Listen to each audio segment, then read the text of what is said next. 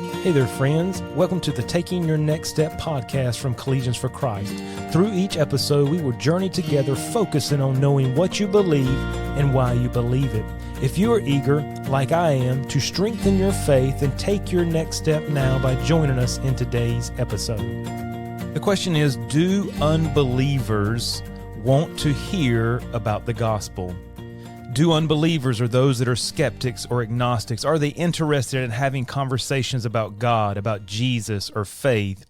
Typically, we would think because our culture is increasingly secular, it's moving that way. We hear words like post-Christian culture. We hear secular culture. So with those sound bites in our ears, we typically think that, nobody is interested. We're going to automatically receive resistance. And this really produces a fear in our life, our Christian life, to keep us from doing what Jesus has commanded us to do, and that is to go into all the world and preach the gospel to every creature. We should keep it to ourselves. We should keep religion, Christianity, to our private self and not put it out in the public square. That's what we're told. We're told that, hey, people are not interested in your God. They're not interested in you needing a crutch. We're so much more wiser now through science and different things that we know why we're here.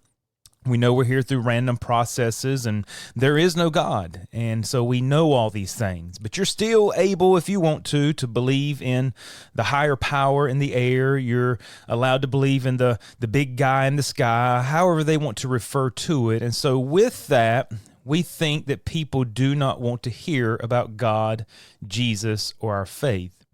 I want to share some information with you on this study. It'll be very practical. We may have to split it up into 2 episodes.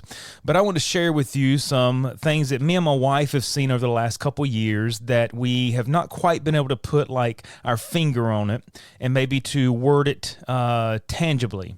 But we've sensed it, we've seen it, and a recent book came out, Faith for the Curious, and Barna Group released 2 books, Faith for Exiles, Faith for the Curious, and it's basically the positive of the negative, if that makes sense. So we hear all the statistics about young people dropping out of church, young people rejecting their faith after 4 years in college, but this research went in and said, well, what about those that stuck? Like, what helped them to stick?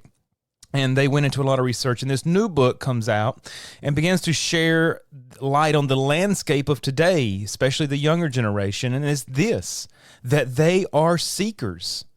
It says this, that 55% of non-Christians say they are open, curious, or exploring topics related to spirituality. That is the exact opposite of what we think we are hearing or feel in our society. But me and my wife, working with college students and the younger age group, there's just been something different in the last 2 years, and they are seeking, they are open, they are curious. I think they're fed up with what the world has given them, the hopelessness that it produces, and they're searching, they're searching for truth. And as we go to our passage, we were looking at Paul in the town of Athens, and you would think these people were just super atheist, super secular culture, very similar to ours today, but we see they were seekers. We come to our passage here, and Paul's there in the city of Athens, and we look at the fact that he was working daily in the market with them that met with him. We said he was met by these Epicureans and these Stoics, and they had this altar. He says, "For as I passed by and beheld your devotions, I found an altar with this inscription, to the unknown God, whom therefore ye ignorantly worship, him declare I unto you." And if we back up one verse, he says this, "I perceive that in all things you are too superstitious." And we typically would read through that and say, oh, they're just anti-God, they're like we are today. But in actuality, they were seekers. They were spiritually curious people. Yes, there were atheists, but they were not the vast amount of people. They were the minority. And if we come to our culture today, we're seeing a transition. We're seeing a shift that is very positive. And I'll mention this a few times, but the work says this, and this is what we're seeing, that 55% of non-Christians say this, that they are open, curious, or exploring topics related to spirituality. So that means this. If you work with 10 unbelievers, 5 are curious. If you live beside 5 unbelievers, 2 or 3 are open to a conversation. If you sit in class with 15 unbelievers, 7 to 8 of them are exploring. What they need is someone to guide them. Think of that. They're searching, they're seeking. So what this says is the people that you're rubbing shoulders with that you think don't want you to ask them a question or to share your faith or to engage them in a conversation, half of them actually do. And they're wanting you to ask them because they're curious. They're trying to find truth. They're trying to navigate their way through this life, and they need someone to guide them. We're going to share some ideas here based on our passage of what we can do on the daily to ensure that we can open up opportunities, if you will. We're going to refer it to this. We're going to make room for the gospel. What are ways that you and I can make room for the gospel on the daily? We'll go through 6 of them, and I hope it'll be a help to you and encouragement. But the first one is this: make room by being intentional daily. That's what we see Paul doing. He was in the town of Athens, and the Bible said on the daily, he was in the market with them that met with him. He disputed in the synagogue with the Jews, with the devout persons, in the market daily with them that met with him. If we run over to Acts 19, we see that Paul disputed daily in the school of one Tyrannus. And the end up results was for 2 years that all they of Asia heard the word of the Lord Jesus, both Jews and Greeks. And if I was trying to give you a geographical area, what does that look like? It would be like, we're in North Carolina here. It would be like all of them of North Carolina, Virginia, West Virginia, Tennessee, and South Carolina hearing a presentation of the gospel. It doesn't mean they all believe, but the Bible says because of Paul's being intentional on the daily for 2 years, that was the end results. And we understand Paul disputed with atheists, agnostics, skeptics, those who were ignorant of the truth, and I think that's where so many fall under the umbrella today. They were seekers, they were spiritually curious and believers, and what Paul did as we go down through Acts 17, he met them where they were at. And the Bible says he disputed. And that doesn't mean he argued. It doesn't mean he screamed. It doesn't mean he shoved stuff down their throat. It doesn't mean he said, stop, just listen to me, shut up. You don't need to say anything. You don't even know what you're talking about. I know what I'm talking about. I have the truth, you don't. That's not how he approached them. The word biblically used here, disputing, means this: to literally speak separate. It means to speak back and forth, or alternatively. What does that mean? You say something, but guess what? You give them an opportunity to speak. And really, as you're disputing, you may be giving them more opportunity to speak than you're speaking. It means to converse, to reason. It's where we get our English word to dialogue. What does this mean? On the daily, Paul simply had conversations. And so that brings us to number 2. We're going to make room by being intentionally daily, but also we're going to make room through conversations. Paul was a conversationalist. Jesus was a conversationalist. And sometimes we say, well, I couldn't, be like Paul. He's just a great missionary, and I'm who I am. And, I have my defects and I can't engage. Paul did what you and I do every single day. He talked. If you can talk, if you can communicate, whether verbally, whether through sign language, whatever the case is, you can do ministry just like what we're seeing here. Jesus' main method of engaging believers was through conversation. Go through the biographies of Jesus, Matthew, Mark, Luke, and John. Yet he preached to crowds, but the overwhelming majority of his ministry was in conversations around daily life. Think about the disciples, the 12 disciples that he formed and then left with the great work of founding his church. He spent more time walking down the street, eating lunch, eating breakfast, sitting around a campfire, explaining this, explaining that, teach. It was all done so much around conversations in daily life. Mark Matlock, who wrote the book Faith for the Curious, said this: people of no faith are more likely to have positive responses to spiritual conversations that are exactly that, a true conversation. One where dialogue, even across differences, is embraced. In these scenarios, stories are shared and questions are asked.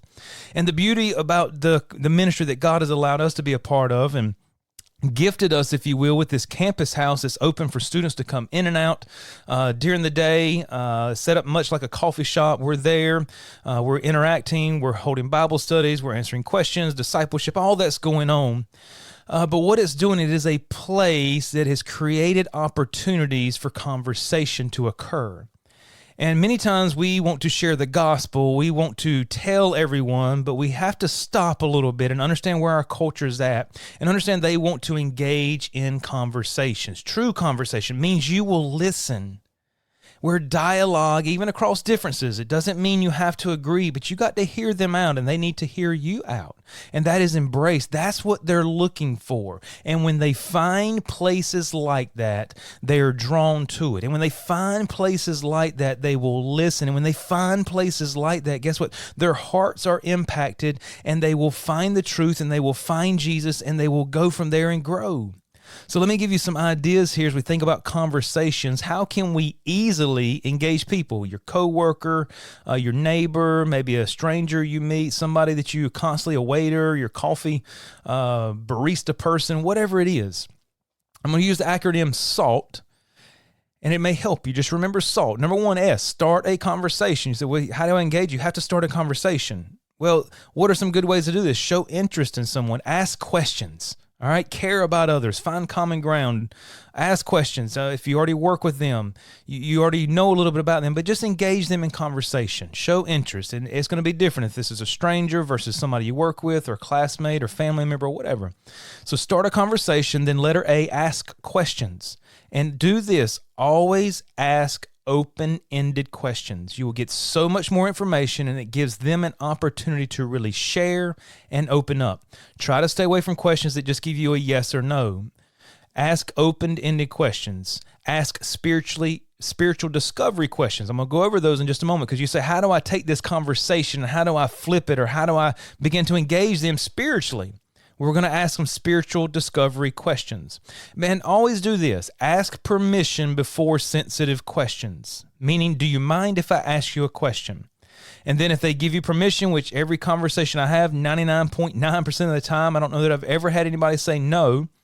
They've given me permission to ask the question, which brings the walls down. Now, I'm not going to ask something that's going to offend them, but as we ask questions in this conversation, we're just talking, we're dialoguing, whatever's going on. Hey, you mind if I ask you a question? And here's some questions that you can use to discover their spirituality.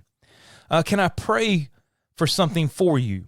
That's one of them. Hardly anybody will turn down prayer, and many times in them sharing that prayer request, they will share something very vulnerable to them, meaning something that maybe they wouldn't normally share.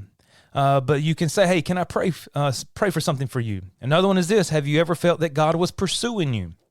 See what their response is. What do you believe about God? These are all open-ended and they're not offensive. What do you believe about God? If you have somebody with tattoos, hey, tell me about your tattoo, especially if it has something spiritual, a verse, a cross, whatever it is. People put markings on their body for a very important reason. And when you show interest, and then you can find out what we're going for is where are they at spiritually? What is the basis? What is the foundation? Because once I find where they're at, then I'll be able to take them to where I want to see them go. If I find some common ground here, I can take them from the known to the unknown. Tell me about a person whose spiritual life you admire. What do you believe about Jesus? What are your thoughts about the spiritual side of life? We use this a lot. Tell me about your belief system. We do that with students all the time, and it gets them to share what their background is, what they believe. And so many times they're not offended. They're happy to engage in these questions. So can I pray for something for you? Have you ever felt that God was pursuing you? What do you believe about God? Tell me about your tattoo. Tell me about a person whose spiritual life you admire. What do you believe about Jesus? What are your thoughts about the spiritual side of life? And notice I've not mentioned one time the word church. I've not mentioned one time the word Christianity, because sometimes these are trigger words for people. They already have a preconceived notion. When you hear church, maybe they're pushed away or hostile or whatever the case may be because of hurt or because of something they've heard, or maybe a family member who's overbearing, whatever it is. And sometimes even the term Christianity comes with connotations. And so we're leaving that out, not that we're leaving Jesus out. We're trying to get them to Jesus, but we don't anything to hinder them. What is your belief system? And let them share it with you. And as they share, can keep asking questions, which brings us to number 3, or the letter L, listen. So start a conversation, ask questions, they're open-ended, find a place to ask that spiritual discovery question, and then listen. And how do you listen? You've been taught this maybe from a child. You listen with your eyes. You show eye contact. You're doing this. You're trying to discover where they're at. So number 4, you can talk about Jesus and other spiritual matters. You're going to answer their questions. And so SALT, start a conversation, ask questions, listen, talk about Jesus and other spiritual matters, answer their questions. And this is so helpful.